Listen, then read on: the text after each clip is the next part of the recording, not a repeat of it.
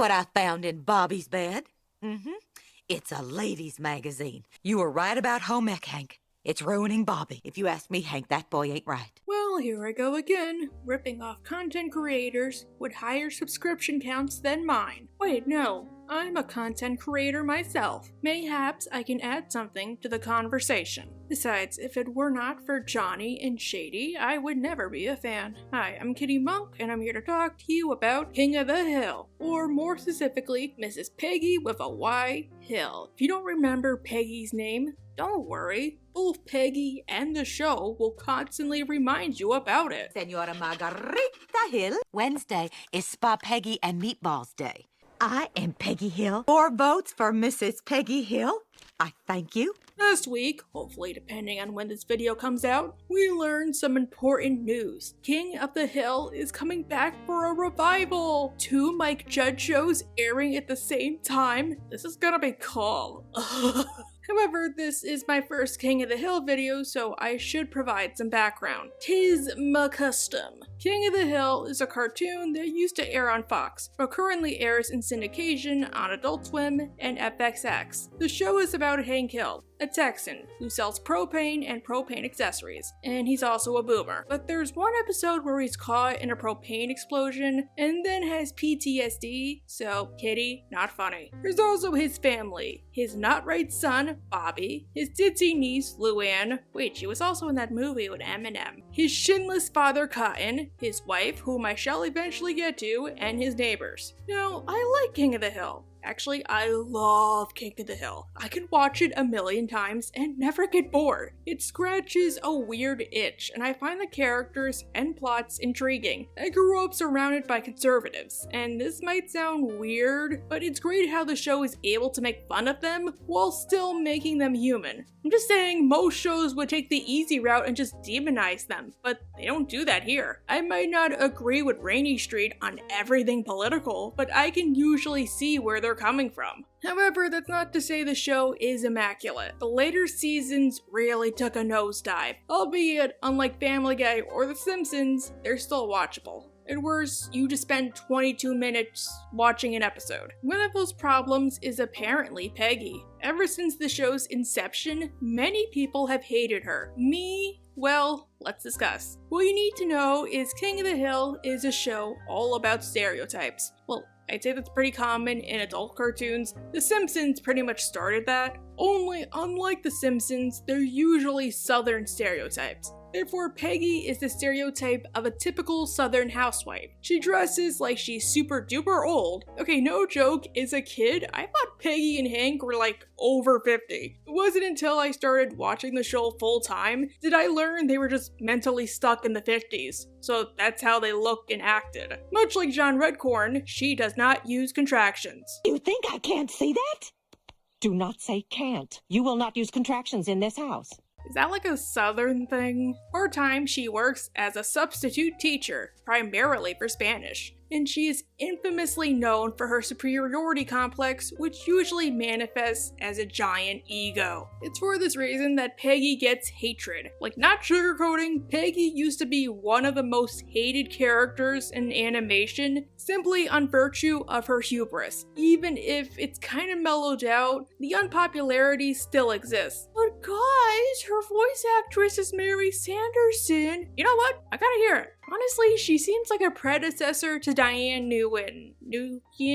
People keep saying I was getting it wrong. Just Diane from BoJack. Some people hate her because of her attitude. Other people love her because of her attitude, and think the other side is sexist. Me personally, I'm sort of in the middle. I don't think Peggy is a bad character, and honestly I love her. Many of her episodes, like To Spank with Love, or the Peggy Horror Picture Show, or Peggy's Magic Feet, or even Peggy's Gone to Pots, are some of my favorites. I don't hate her the same way I hate other characters like Ted with Sana Song, or Hank's mother Tilly, and she does have many admirable traits, but I will admit that Peggy's episodes tend to be the worst of the show, or they skirt that area. For example, Lupe's Revenge is all about Peggy causing a mess that, if this was real life, would definitely be a huge international crisis. Basically, she takes the Spanish club on a field trip to Mexico, and in an effort to prove herself to the department head, ends up getting them lost. She does salvage the field trip, but unwittingly kidnaps a Mexican girl named Lupe, thinking she's a student. I know we all love Mexico, but it's time to go home. And while she tries to make this right by returning Lupe, she never actually admits she did anything wrong, and it's for her ego that she gets arrested. Do not worship me, worship my actions. You flatter me. Por los niños, por los niños. Hay que llevarla al comandante. I'm getting a commendation. Like, honestly, if Peggy drove off, nothing bad would happen, but she has to stop and wave like she's freaking Snow White. I would have gotten here earlier, but some of your roads are very bad. On top of that, she refuses to admit that she's not fluent in Spanish, even if this honestly would have helped her case. I intend to show that her Spanish is so poor she could barely order a glass of water. That is completely untrue. I am very fluent. But in Peggy's defense, none of the kids noticed an extra kid, like a kid they never knew before, or the teachers never did a head count, or they never stopped for like gas or just to stretch their legs. At least give a scene of, say, Bobby on the bus telling Peggy, "Mom, there's a little girl here who keeps speaking Spanish. Bobby, honey, she just really likes Mexico." To Spank with Love did the whole Peggy goes too far angle so much better. Peggy has to substitute another Spanish class, while also getting an in-class evaluation. However, Dooley and Clark Peters, I'm like 98% sure they're related to Beavis and Butthead. A substitute. A tag. Mess up her rhythm by making fun of her, and she's told she needs improvement. Needs improvement? I have never needed to improve on anything in my whole life. This will be in my personnel file forever. At least she still has a job. The next day, the torment just gets worse. So I think we'll skip attendance today and finish up our vocabulario lesson. She tries to scold Dooley, and in retaliation, this happens. I pulled your pants down. Peggy snaps and spanks him. Oh yeah! Oh my god, imagine this was a real Beavis and Butthead episode. Let me make it clear that I do not condone child abuse, and I do not think spanking is appropriate as a punishment. There's never any circumstance where you need to put your hands on a child. But the episode shows that this did not come out of nowhere. Peggy does think spanking is wrong, and they did a great job of showing that. Never even spank our dog. Not that your son is worse than our dog, because he's not, and we have a very, very good dog, so that speaks volumes for your son. Despite the Dooleys forgiving her, Peggy gets fired. There's nothing in here about forgiveness. The procedures for administering legal spankings, which you violated at every turn. You can spank kids all you want in Texas, but only in private. Apparently it's a real thing. I was surprised too. No, if this happened nowadays, I think more emphasis would have been put on Dooley pantsing Peggy over her actually spanking him. They would have said something like, spanking is obviously bad, but was she right to do something beyond sending him to the principal's office? He basically assaulted her. Anyhow, Peggy was so distraught that even Cotton felt bad for her.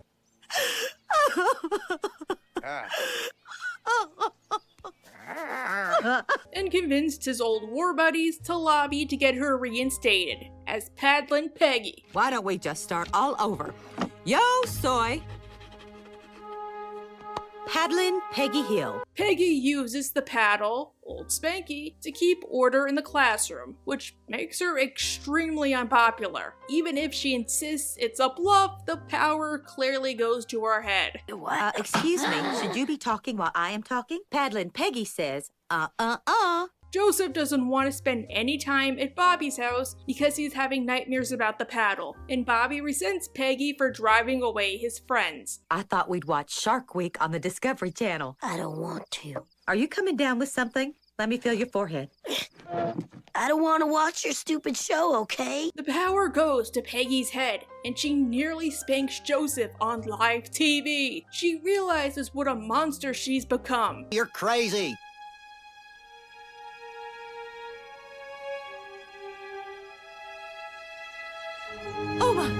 and instead changes directions by making the lesson plan more appealing. Oh, yeah! Spain, 1478.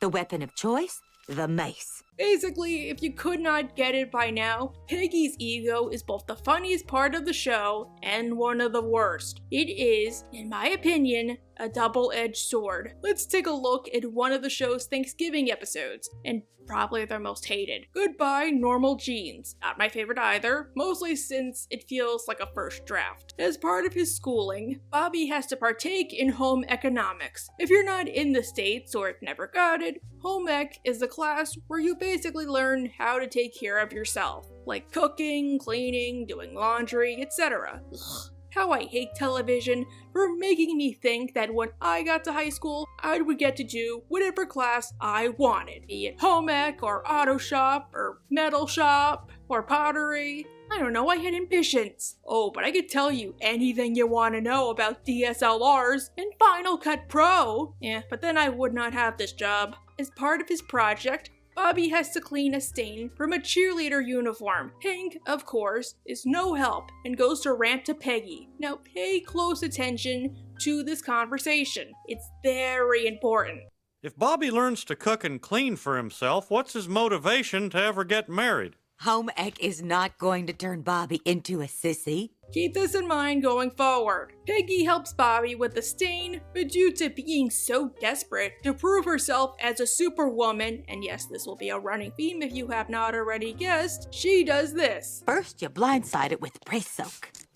Then, you sucker punch it with some hot water. Aren't you supposed to use cold water, not hot water? Well, it's full of holes, but you did get the stains out. Mostly. Sam, that cheerleader got ravaged. Ravished. My ravishes. And to make matters worse, Peggy ruined Hank's pants. How could you, Peggy? Now what am I gonna carve the turkey in? My underwear? Peggy, now he's gonna have to wear round pants. He's gonna be Hank Round Pants. However, Bobby feels terrible for not actually doing the homework and asks his home economics teacher for help. Can you help me fix my dad's pants? He can't wear one of your clever jokes? And good thing he does, because thanks to Hank's new pants, he looks like he sells life insurance and life insurance accessories. Ooh, fancy. Hey, Hank, how's it going at the bank? Later, Bobby goes home to surprise his father. I got a bolt of denim from Miss Bittner. I used your old jeans as a pattern, and I fired up Mom's sewing machine. Naturally, Peggy is Jelly Belly. Well, all right, Bobby. They're perfect. I mean, they're a little stiff. Yeah, not a good look for you to be jealous of your own flesh and blood. Send Peggy to the Tim Hortons Jelly School. Albeit, it's not plain jealousy, as in, I covet what you have. Peggy thinks Hank is full-on replacing her with Bobby. Imagine if the man you love found someone else to cook for him and clean for him and make his pants. Because clearly Hank is into the good old Texas Targaryen family traditions. Later to pass home ec, Bobby has been practicing his cooking skills, and Hank actually prefers his food to Peggy's. Hank, you will spoil your appetite. No, it's okay. I think it doesn't help that in order to continue proving herself, Peggy stopped. She keeps messing everything up, be it making the pork chops too tough to impress Hank,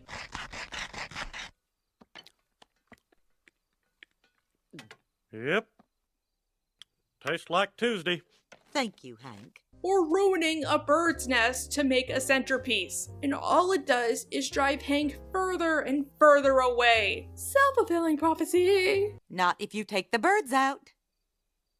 They'll build another nest. They're not just gonna let their eggs sit there on the sidewalk. Wait, you killed a bunch of eggs. Peggy, you're a churchgoer. Don't you remember the scripture that clearly said that eggs cost as much as gold? However, let me go into a little more detail about why it's so bad. All these attempts, not the eggs. Remember at the beginning of the episode when Hank said this?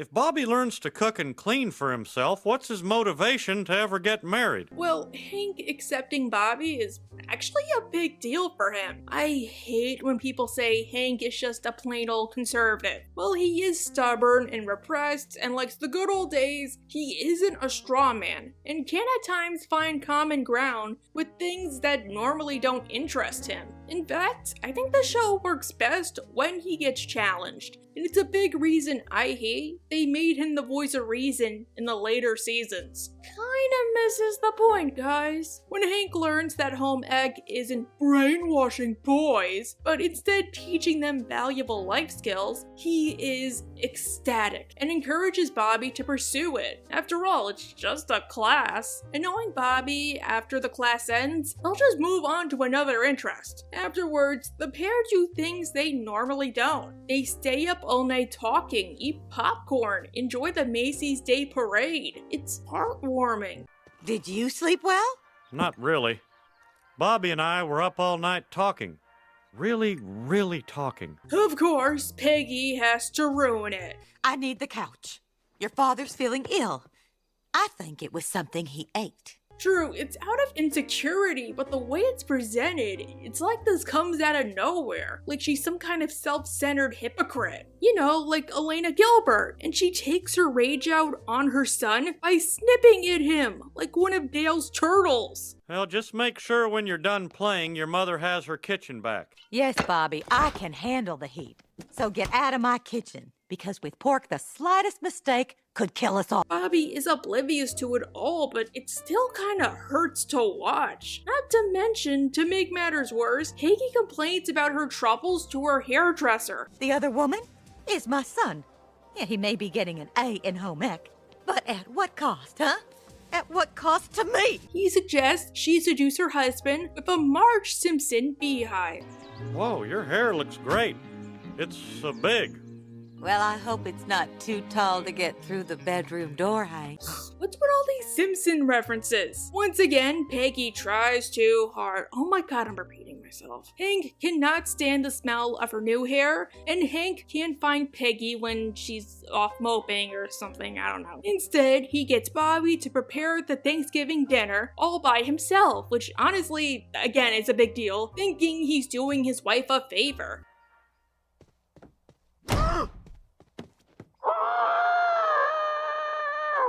In retaliation, Peggy steals the turkey and a bicycle and makes an A-word out of herself. Oh! Oh! Oh! Well, I mean, in a later episode, she had to make a promise to Jesus to learn how to ride a bike. No wonder this happened. She makes it to her hairdresser's house. Wait, how did she know where he lived? I would rather share it with a man who needs me. A man who is also alone on Thanksgiving because of the stigma society attaches to his unconventional sexual appetites. Couldn't he have friends? Or a boyfriend, husband, boy toy? Or other relatives like parents or siblings or cousins? Or, you know, maybe he went out somewhere? Much to Peggy's surprise, he is not alone. This is my wife, Claudia, and my little angel, Brett. You have a family that loves you? The hairdresser calls Hank and tells him it's his fault Peggy is in this condition. You have made her feel useless in her own house. Now she is in my house, laying face down in a puddle of her own self-esteem. His fault, his fault, his fault. Somebody get Aunt Lydia before I puke in my mouth. I breastfed my Bobby. Big mistake. The hairdresser drives Peggy home, and Hank ends up cooking Peggy a bunch of food to prove to her that he did not marry her simply so he could have a live-in housekeeper. Hey, I didn't marry you because I need someone to cook and clean for me. I married you because, you know... And that's it. She doesn't apologize to Bobby for going crazy, or Hank for ruining Thanksgiving. She basically gets away with her actions scot-free. The sad part is, they did this plot so much better in an earlier episode, Pregnant Pause. Lady Bird is in heat, and because of her age, Peggy warns they don't have much time until the hen house closes up shop. Hank loves Lady Bird as much as he loves Bobby or Peggy, so he insists on properly breeding saving her. I mean, you had that chance when Doggy came, but you just had to ruin it. Unfortunately, Hank learns from the vet that Ladybird has a narrow uterus, which I did not realize was a real thing, and she likely won't be able to have puppies. So, she can't have puppies? Well, stranger things have happened. But no, she can't. Hank sympathizes because he himself has a narrow urethra. He and Peggy dreamed of having lots of children, but only got to have Bobby. Hank learns from a couple, Do you and your brother have time to grab a beer? by mistake, brothers, that there are things that can be done, and he tries to apply them to Ladybird, be it massaging her after she mates, or measuring her body temperature to calculate the perfect moment for darkest style to commence. 100.4. She's ready for a stud. Peggy resents this amount of effort and dedication. Peggy, no. I can't move her for 2 hours. She just mated. Give me the freaking blanket. Now, what makes Pregnant Pause a much better episode is they at least explain where Peggy is coming from. Flashbacks showed that while Peggy and Hank struggled to conceive, they weren't helpless. Here's help, here's them, see? It's more! They did indeed have options to get past the narrow urethra, all of which Hank rejected because of his equally narrow worldview. We can transition you to boxer shorts. I can prescribe a specific series of techniques. A series? Are you suggesting I break the law? Peggy finally suggested that they could try IVF, which Hank absolutely rejected. Isn't that wonderful? No, it's terrible. It's science run amok. I'm sorry, Peggy. I know you're disappointed, but that's just how I was raised. By my mother and father. Not a test tube. You know, I always get angry whenever I hear this speech, but then I hear the last part and I laugh my butt off. But couldn't the doctor have just explained, Mr. Hill, the baby isn't really raised in a test tube? Because of this, Peggy had to give up the idea of being a mommy. Bobby was practically their miracle baby. As a woman, if you want to have kids, I mean, wouldn't you be upset or even resentful if the only reason you couldn't have children was because your husband refused to wear boxer shorts? Goodbye normal genes. I'd argue they were way too subtle. They should have put more emphasis on Hank implying his belief that men only get married to have a live-in housekeeper, much like Mutual of Omaha, another episode that did this concept so much better. Peggy could obsess over this. Wow, did he only marry me so he'd have somebody to cook for him and clean for him and make his pants? Should I go to Salem and start eating children? Here, Peggy takes her rage out solely on Hank, not Ladybird. After all, she's just a dog. It's not her fault Hank is doing all of this. At the episode's climax, Dale steals Ladybird, and Peggy had nothing to do with it. In the end, she and Hank talked things out, and eventually came to an understanding. I didn't do all that thermometer stuff with you, 'cause, you know, where's the romance? With Ladybird, it doesn't matter. She's only a dog. Well, I know. It's just... Well, sometimes a woman needs to hear it.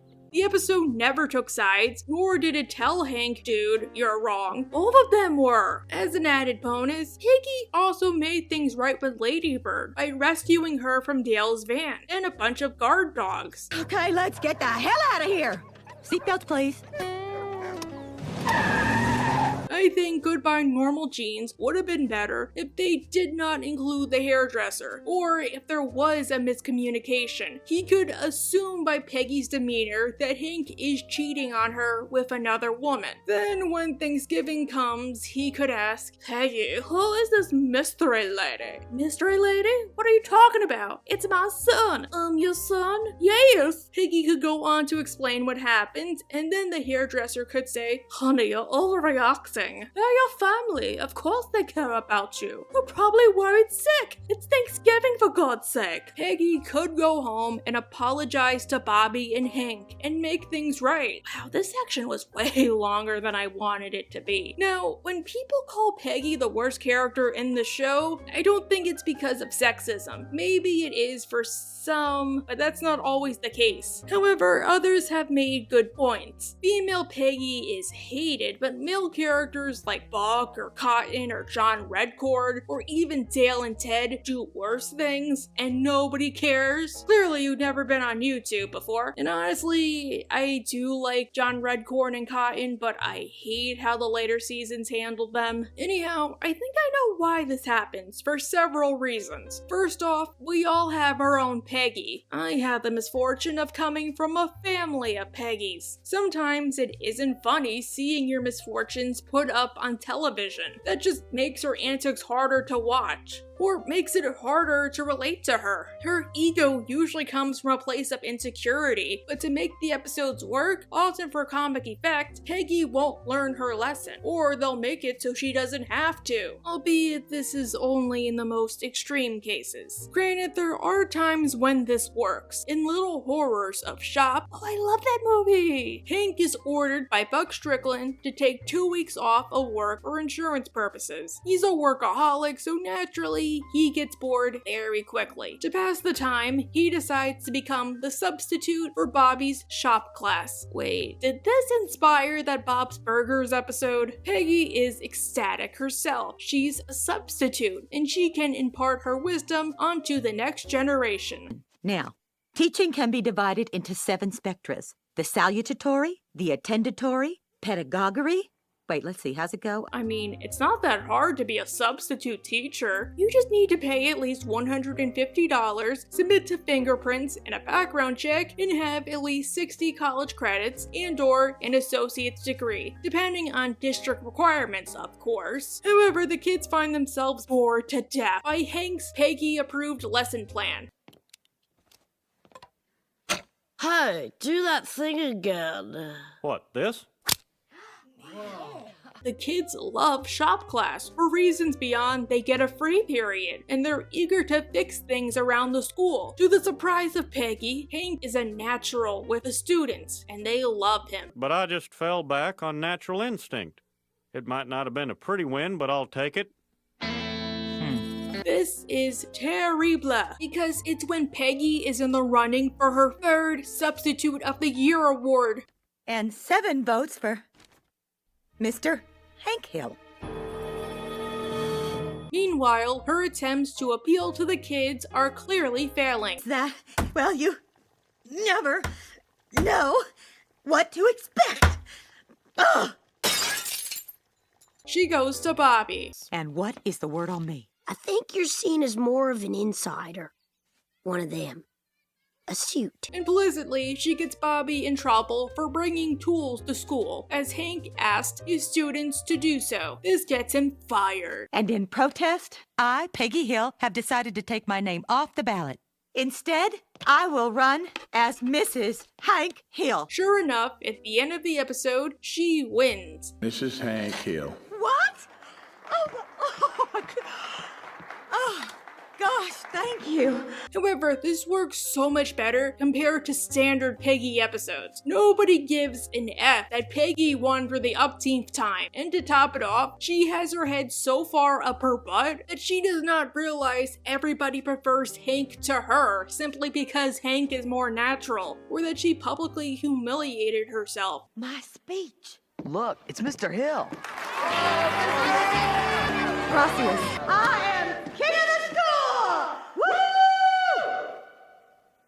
Well, I think another reason nobody likes you, Peggy, is because you teach. In my experience, most subs are basically glorified babysitters who either hand out busy work or put on a movie, but either out of ignorance as to what a sub usually does, or once again, to prove yourself, you teach. Trust me, if I were a kid and I found out I still had to do work when my teacher was out, I would be furious. Plus, earlier in the episode, you even said this. Maybe I could be a substitute teacher.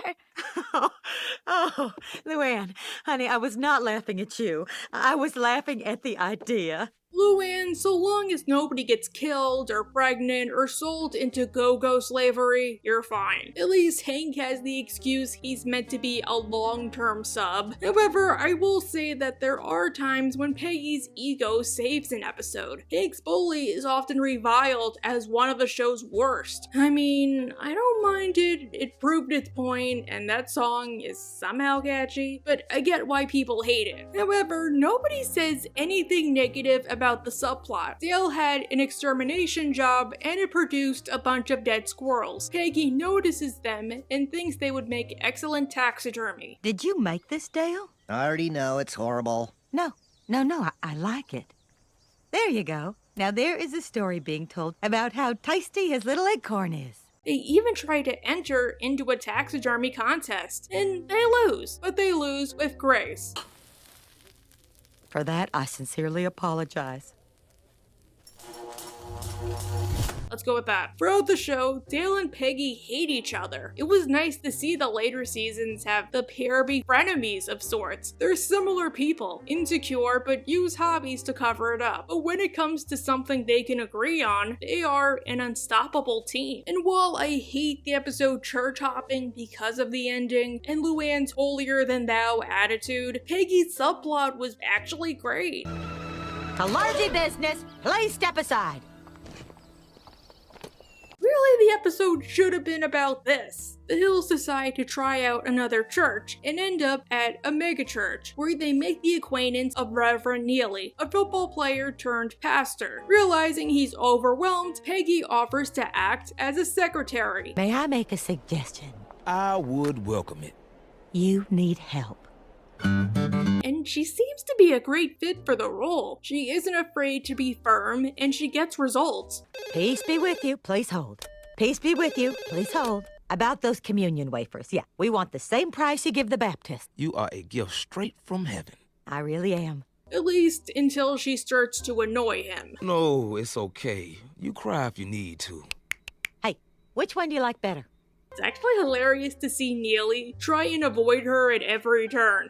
If anyone taped last week's Amazing Race, please drop the tape off at my office. And nobody talk about it until I see it. Oh, BTW, Peggy and Eric have one thing in common. They both love the passion, but for vastly different reasons. I say, even beaten to a pulp, Jim Caviezel is one handsome man. Hank begins to dislike the church because they try to force him to constantly be there and take stupid surveys, which guilt him into saying he's extremely satisfied, and then it causes an everlasting cycle, which honestly could be stopped if Hank just told them no, but Hank is not really that type. And Hank, I remember that Animaniacs episode about surveys. I know the feeling. Peggy eventually gets Neely involved as part of an intervention for Hank, but realizing he has an out, he takes it. The Lord will help you find a way to get back to your old church, and he will probably insist that Peggy go with you. You need me. My loss. No. We'll think of something. This does not have to be goodbye. Yes, it does. Then there's the fact that Peggy's actions tend to be more realistic. True, we all have our own Buck Strickland, and sometimes even our own Cotton, but their actions in this show are so cartoonishly over the top that you normally don't take them seriously. This is also why Dale usually gets away with his actions, even though he arguably does worse than Peggy. But many of her actions often have far-reaching consequences.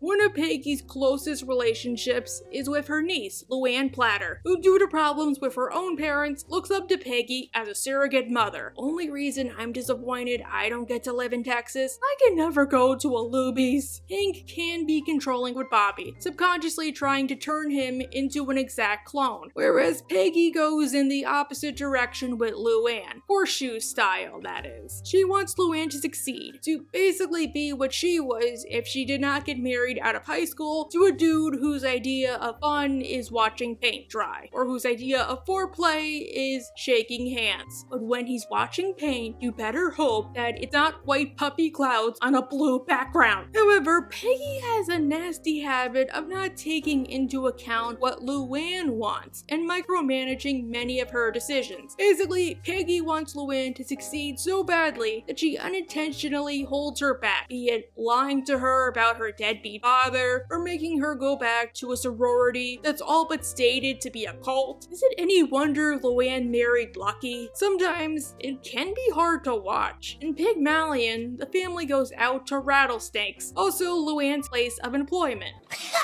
Even the menu smells good at rattlesnakes. Damn it, this show makes me hungry. Peggy notices Luann getting yelled at, and in order to win the argument, Peggy quits Luann's job for her and forces Luann to go home. Well, now, wait a minute. I wasn't gonna fire her. It's too late for your apologies now, isn't it? Luann, pick up your clothes and 3 onion loaves. We are going home. Even if Luann herself points out that, at worst, she just made an honest mistake. I probably wouldn't have lost my rattlesnakes job if you hadn't said anything. Exactly, but I won't be around forever to do everything for you. Did her boss take things a little too out of proportion? Yeah, but that doesn't mean she should have quit. Later, Peggy forces Luann to attend a boring AF class at the Learning Annex on entrepreneuring. The Learning Annex is offering a class on the joy of entrepreneuring. I signed you up. Ooh, Luann, what if you sell chocolate? If you rub it on your skin, it makes you live forever. And also at a time that works best for Peggy. Would you like to go at 7 or at 9? 7.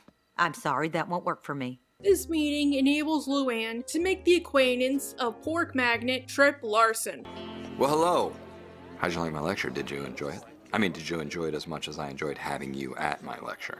Holy cow, Beetle Keaton! Luann, do not marry him. I know that to Beetle Brightman, marriage is strictly a business green card thing, but to Beetle Keaton, you can never be too careful. Trip treats Luann with kindness, and Luann reciprocates by being his girlfriend, even if he's like old enough to be her father, if not even older than that. However, Peggy learns that Trip is a manipulative, legitimate child, unlike me, who is a giant creep. But much like Peggy's fanfare, nobody believes her.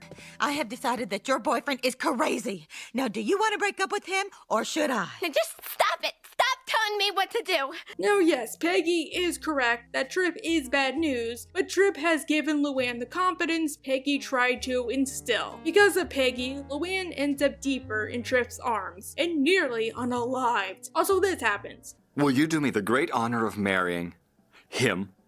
Him? Javier, the time has come. Do you have to get those two married so you can stay in the human world indefinitely? It's not my fault Juno has such strict limitations. Instead of realizing, oh, I might have done something to cause this, Peggy thinks Luann is her own woman. You handled the situation very well. You are your own woman. I am? What? Then there's edumacating Lucky. Luann's boyfriend, Lucky, asks Peggy to tutor him so he can pass his GED exam. My formal education ended at the 9th grade. That's when I started smoking. And they wouldn't let me smoke in school, so... Wonderful. Peggy doesn't like Lucky because, I hate to say it, I like Lucky, but he's a freeloader. And Peggy thinks that he's holding Luann back. She can do whatever she wants with her life, finish college, open her own salon, but she is never going to do anything with that loser in the picture. Talk about the pot calling the kettle black. But Peggy teaches him anyway because as a substitute teacher, she has a moral obligation to teach. Plus, Luann is her niece. Sometimes you have to do things you don't want to do. Okay, Lucky. The first thing we need to do is work on your reading comprehension skills. Peggy, I think it helps you could also buy one of those stupid workbooks. I bought one on Amazon and they helped me when I had to take the praxis. Peggy is actually impressed with Lucky, being a fast learner who applies himself. Your homework is to read the first 50 pages, which we will discuss tomorrow. Hope it's okay with you, but I already done that. Let me just refresh myself. Later, Lucky confides in Peggy his aspirations for higher learning. Once I get that, I'll be good enough. Good enough for what? Good enough to ask Luann to marry me. Holy cow, eating a hamburger with a glass of milk. Peggy does not like this for 1 second. True, Lucky won't use the GED to get a job, most likely, but it's still Luann's life. And if she wants to be with Lucky, so be it. At least he's trying to be a good guy, but couldn't you help him in that regard? Alpha J went more into it. Point is, Peggy does the second worst thing ever in the show and intentionally teaches Lucky the wrong information. You know how I said the square root of 25 is 5? Yes, ma'am. It's also 6. Lucky fails the GED, as expected, but to force a climax, Luann announces she's pregnant! When did this happen? Did this happen here? It better not have happened here. Still, Lucky thinks he isn't good enough to marry her. I'll start a family with you, Luann. Even shack up with you. But I made a promise. Without my GED, I ain't good enough to marry you. And since this is the self, and when did this episode air? Really? Only 2006? Lucky is basically failing on his responsibilities by not marrying her. Even if he makes it perfectly clear he has no problem living with her, likely also supporting her, and starting a fam. I don't know, the episode acts like Lucky basically went out for a pack of smokes, but it's not that bad. Single mothers are very popular on the dating circuit. There are plenty other fish in the sea. Fish with jobs. Fish who won't bail when they knock you up. Albeit, at the same time, marrying is likely one of Luann's big dreams, so I can get the disappointment. What makes this episode hurt for me is that Luann herself never finds out about the deception. Like, Peggy did this for her, and she continues to trust Peggy as the greatest person in the world. Thanks for trying, Aunt Peggy. I know you did everything you could. Bite me. Now, unlike most bad Peggy episodes, she at least feels guilt about this. Luann, I'm sorry. Like, that's actually major. At the same time, she never wises up and says, Luann, I'm sorry. I didn't want you to marry Lucky, so I taught him the wrong information. Please, how can I make this right? In fact, Peggy gets absolutely no comeuppance, period. I guess maybe you can argue Luann being pregnant is the comeuppance, but that's more forced than anything. And Peggy doesn't really suffer for it. In fact, because she nearly ruined somebody else's life, she gets to kick him in the ribs. Oh! Welcome to the family, Lucky. She at least tries to tell Lucky what she did, but Lucky refuses to believe her, and I guess because Luann is pregnant, that's the more pressing matter, so Hank never actually does anything with this. I intentionally made you fail that test. You did what? Yeah, I was wrong. I get it. Lucky, I sabotaged you. Oh, and Lucky never wises up and decides to take his GED again. Peggy never offers to help him retake it or get him another tutor, because why would you trust her this time, buddy boy? Couldn't he learn that a man who fixes his code is just as much a man, because a man who breaks his code and sticks to his principles is still running from his mistakes? However, this is not even the worst thing Peggy has done. This is the one that really gets under my skin. I present the incredible Hank. Hank is exhausted from work as everybody is either out on vacation or sick, and comes home as tired as a hooker during Super Bowl weekend. Question, who's playing this year? Unless it's bowling or mini golf, I have no clue how sports work.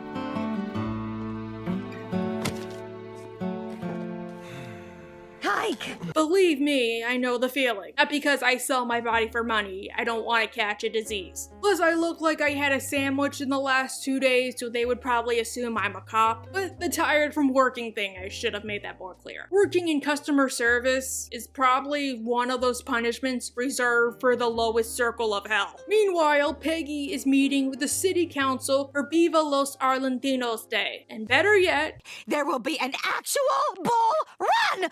Isn't that amazing? Because Hank is burned out, he doesn't really pay any attention, but Peggy thinks there's more to it. It doesn't help that Peggy is so happy that she talks over Hank and doesn't notice his sorry state, and even does this. I don't have time for some harebrained bull run.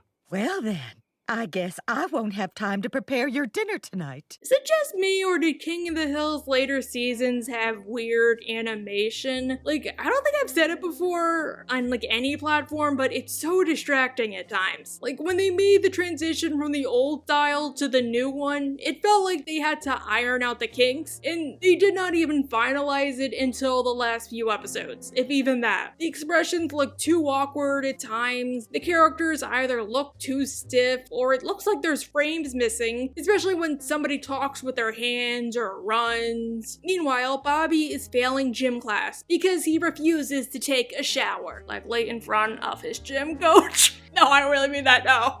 Why shower if I don't sweat? Oh, nice try. That'll get you an A in debate, but an F in gym. Sorry, Bobby. In real life, showering after gym class is kinda like climbing the rope. You see it all the time in fiction, but never actually have to do it in real life. I mean, it should be child abuse to force a bunch of barely legal kids to take a shower with no privacy curtain. But, you know, gym teachers, so sorry. It's terrible. You know Coach Kleehammer, right? Thanks to Dale's advice, Hank thinks that Bobby should start to take testosterone supplements, but the doctor doesn't find anything wrong with him to necessitate. Testosterone can jumpstart puberty, but I don't give radical hormone therapy to young boys who happen to be mediocre at dodgeball. You know, Hank, maybe Bobby would thank you. I mean, this kid is like 14, but looks and acts like he's 7. Thanks, Flanderization, and all those cigarettes, and not killing the deer, and also the King of the Hill staff for not wanting to get rid of Pamela. Good on you. However, both Peggy and the doctor assume that Hank himself needs testosterone because of something called IMS. Irritable male syndrome, or IMS. It's the male equivalent of PMS. There's a PMS for men? Hank, just be glad you don't have IMDD or irritable male dysmorphic disorder. I had the female version, and believe me, it sucks. The doctor and Peggy go behind Hank's back and give him a low dose of testosterone, and Peggy forces him to take it by putting it in his food, like his coffee, dinner, etc. Like he's some kind of a freaking dog. Breakfast is ready! The reason this episode hit so hard for me is the intention, at least with educating Lucky. As much as people hate that episode, Peggy was acting selfish, but her motivation at the end of the day was to help Luann, misguided or not. Plus, it wasn't like she just disliked Lucky out of the blue. She had reasons for doing so, justified or not. Here, she claims it's to help Hank, when really, especially considering Act 1, she's only doing it out of spite. Albeit, at least she helped him conquer his diminished gluteal syndrome.